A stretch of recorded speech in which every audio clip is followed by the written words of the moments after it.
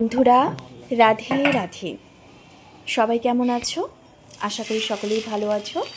আজ আমি একটা নতুন রেসিপি নিয়ে তোমাদের সাথে চলে এসেছি।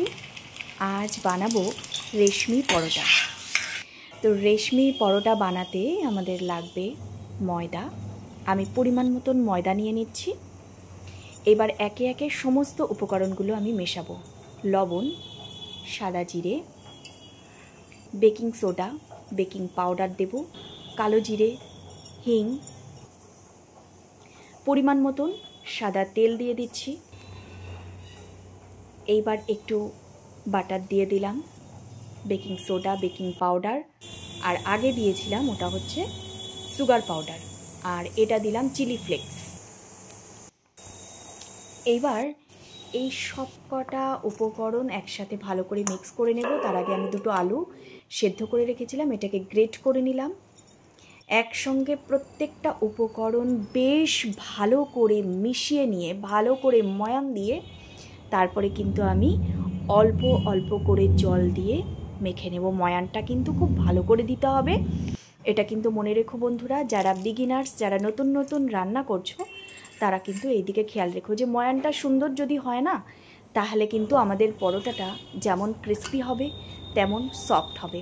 আমি কিন্তু আমাদের ময়দাটা মেখে নিলাম পরোটা তৈরির জন্য। ময়দা মাখা হয়ে যাওয়ার পরে আমি একটু এক্সট্রা সাদা তেল দিয়ে ভালো করে মেখে এটাকে কিন্তু কিছুক্ষণের জন্য রেস্টে ছেড়ে দেব। এই মোটামুটি তোমরা 15 থেকে 20 মিনিটও রাখতে পারো, আবার আধ ঘন্টাও রাখতে পারো।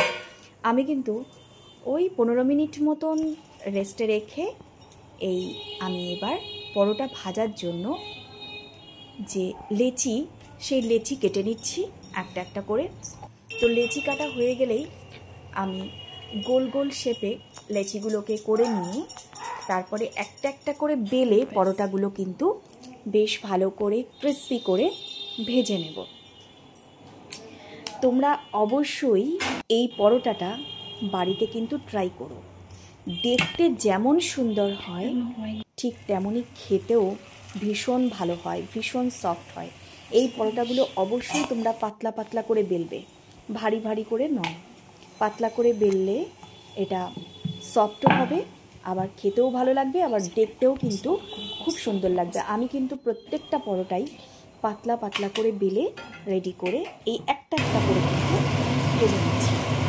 তোমরা এই রেসিপিটা অবশ্যই বাড়িতে ট্রাই করো। আর এই প্রত্যেকটা উপকরণ ঘরোয়া উপকরণ।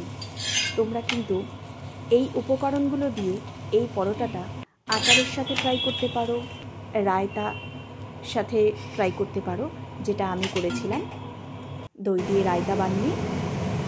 তো তোমরা এইভাবে কিন্তু এই পরোটাটা বানিয়ে নিতে পারো, ভীষণ ভালো লাগবে, কথা দিলাম। আর অবশ্যই খেয়াল রাখবে, যখন পরোটাটা উল্টাবে পাল্টাবে, তেল যদি কখনো একটু বেশি হয়ে যায়, সেটা কিন্তু খুব সাবধানে হালকা হাতে উল্টানো পাল্টানোটা করবে। যারা বিগিনার্স তাদের জন্য বললাম। আর যারা অনেক দিন ধরে রান্না করছেন, তারা তো জানেনই যে কীভাবে কী করতে হবে, তাই না? রান্নাটা একটা আর্ট। অনেকটা ভালোবাসা, আন্তরিকতা আর স্নেহ দিয়ে করলে সেই রান্না কিন্তু ভালো হতে বাধ্য। তো বন্ধুরা, আমার কিন্তু এইভাবে একটা একটা করে সমস্ত পরোটা প্রায় রেডি হয়ে গেল। এবার আমরা দেখে নেব যে পরোটাগুলো কীরকম হয়েছে। পরোটাগুলো ভীষণ পাতলা পাতলা আর ভীষণ সফট হয়েছে। আর আমার হাজব্যান্ড আর আমার ছেলে কিন্তু এই পরোটাটা ভীষণ পছন্দ করেছিল।